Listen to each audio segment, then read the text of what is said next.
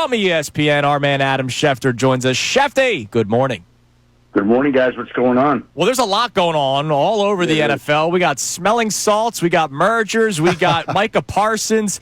So we'll get to it all, but I do want to start here locally. First, the Eagles trading for Jakorian Bennett the other day, trading away Thomas Booker. We know that you have previous ties with Vic Fangio. How much in terms of Vic Fangio and his power with the Eagles does this scream this is who he wanted, considering there's a cornerback battle right now that nobody really feels totally comfortable with in training camp? Well, Vic doesn't always get what he wants. It's not exactly how it works. There's obviously a group of people that want a lot of different things, and sometimes they want different things, and sometimes they don't. So I don't know exactly how the battle for Jakorian Bennett came down or any agreements or disagreements. I really don't know any of the backstory there, other than I know that they were looking for more help at that position, and they obviously parted ways with a player where they're very deep, and who knows if ultimately in the end he might have even made the roster. You don't even know that because they're so deep at that spot right now, and being so deep there enabled them to acquire a player that I think they have some interest in. That they're curious about at a spot where they need more help in the defensive line. Do you believe that he was on their board when, since he went so close to Keely Ringo, a guy that they have on him, and went one pick, Keely Ringo went one pick after him. I wonder if they were interested in him at that draft time. Well, it's hard to say that. I don't know that yet. Again, we're talking about a backup cornerback. I just, I haven't spent all that much time on it. In light of some of these other things that you mentioned that are going on. Yeah, there are a lot of things going on. Let's start with the George Kittle out of nowhere airing of a grievance yesterday, talking about the smelling salts and the use of ammonia being banned. Now, I understand there's reasoning behind it because they don't want people masking concussions with it. But if you could, and it's bad for your brain. If you could, can you speak more on the NFL's decision to ban the smelling salts? Well, they believe that the products aren't safe. They're not proven to be safe. And I think the big thing is they think that it could mask signs of a concussion. Now, I don't know, but the FDA issued similar warnings in 2024. And I think the league is probably taking its cue from the FDA.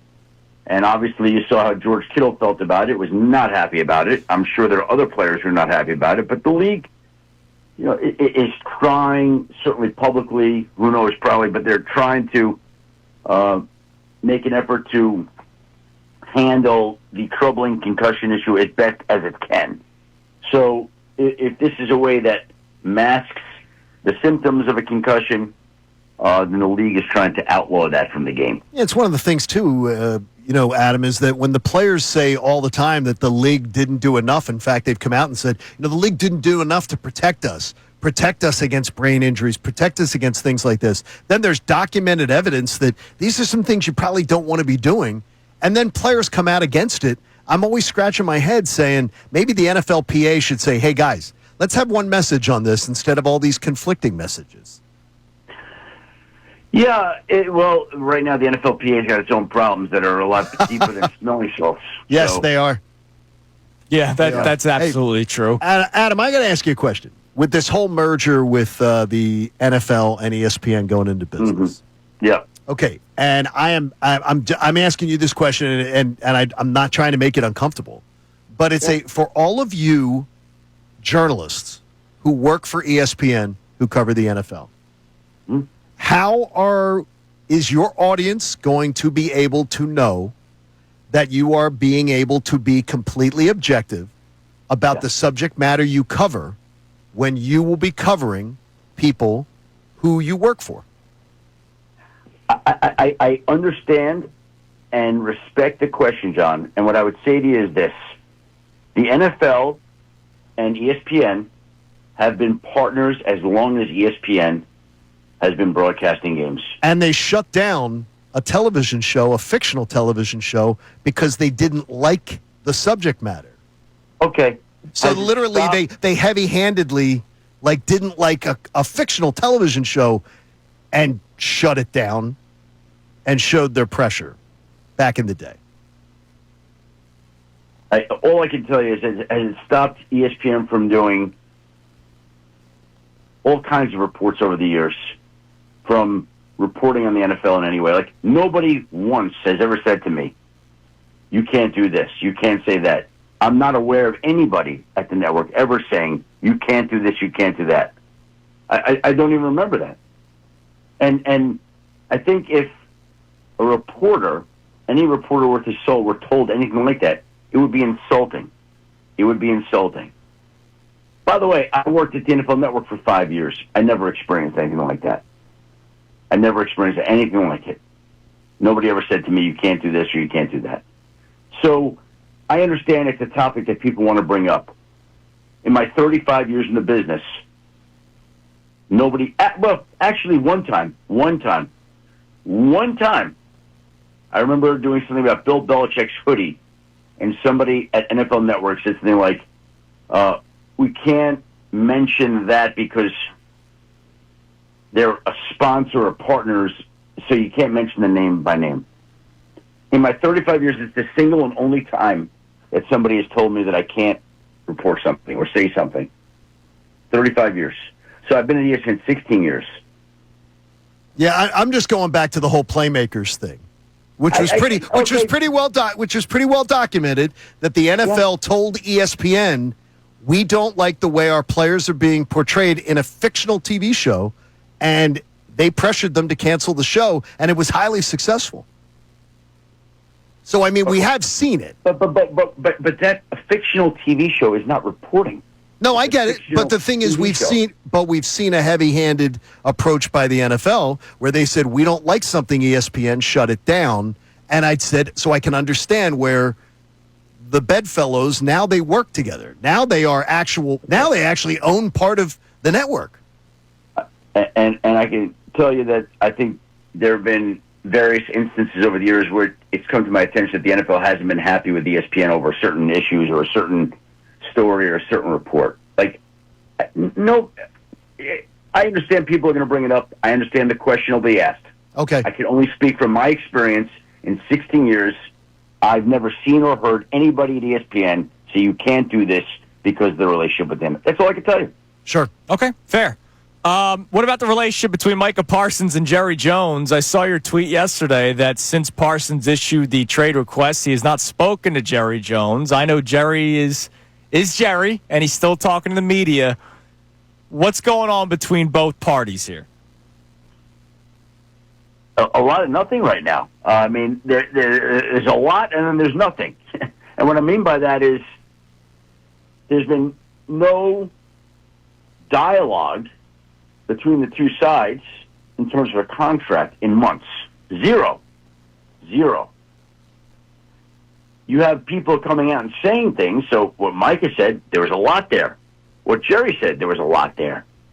What's going on between the two sides in trying to produce an agreement, there's nothing there right now. So from Micah's standpoint, he feels like he wants to be traded. He's not happy. And Micah's going to have some decisions to make ahead of that Thursday night opener against the Eagles. You heard Jerry yesterday say he didn't know that Micah Parsons would be playing in that game. Doesn't know. Micah Parsons, his greatest leverage, we have to see how this would break down, would be withholding services. His back could be bothering him that week. His hamstring could be tight. His ankle could be sore. Right? He could have a head cold.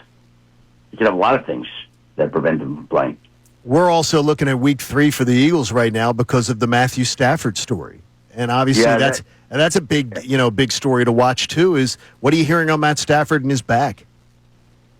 My understanding is that they had a game today, he'd be playing. That they're just being smart and careful and maintenance. He'll be playing week 1. Okay. Fair enough. All right, Schefter. Well, we appreciate the time as always, Adam, man. and thanks for being candid. Yeah, and we'll talk to you again next week as we get closer and closer. We got a little short segment here today, shorter than normal. Oh, no. We're not at all. We're at break time. Or, we don't want to get yelled at by Scott Masteller, Yeah, I've been busy yelling at him. Is that right? Really? Well, then that's a whole nother issue. That can get into real problems. Yeah, you don't want that. Schefter, we appreciate the time Thanks, as Adam. always. We're under a month away from kickoff. Can't wait. Have a great week, guys. There you go, There buddy. is Adam Schefter on the Comcast Business Hotline, brought to us by our friends at Atlantis Block. Create your very own jaw-dropping backyard paradise online at AtlantisPC.com. Do you remember Playmakers, or are you too young for I it? don't remember Playmakers. Yeah, I got no idea. Okay, there was a fictional television show that ESPN created called Playmakers. Okay. And it was about the life of NFL players, and it was rather risque. And, Okay. And it was based on a true portrayal of NFL players. Interesting. The NFL shut it down, and it was a huge success. It was probably 2003 or 4. Interesting. And the NFL didn't like the sex that was being depicted, Yeah. the lifestyle of players, and they told ESPN, shut it down. The only thing I remember getting shut down, and I don't know whose decision it was Jacked Up. Oh, yeah? And that was when the concussion stuff really started coming out. Because remember, they used to do a segment on the biggest hits in football. That's gone. All right, coming up next, we have today's headlines with Connor Thomas and a lot more Philly stuff to get to, like the reaction today for Max Kepler and in the future for Jose Alvarado. It's Kincade and Salciunas, 97.5 The Fanatic. Hey guys, it's Connor Thomas from Kincade and Salciunas. Thanks so much for checking out our most recent interview with ESPN NFL Insider Adam Schefter. If you want more Schefty content, click up here and make sure you're subscribing to the 97.5 The Fanatic YouTube page for more great content.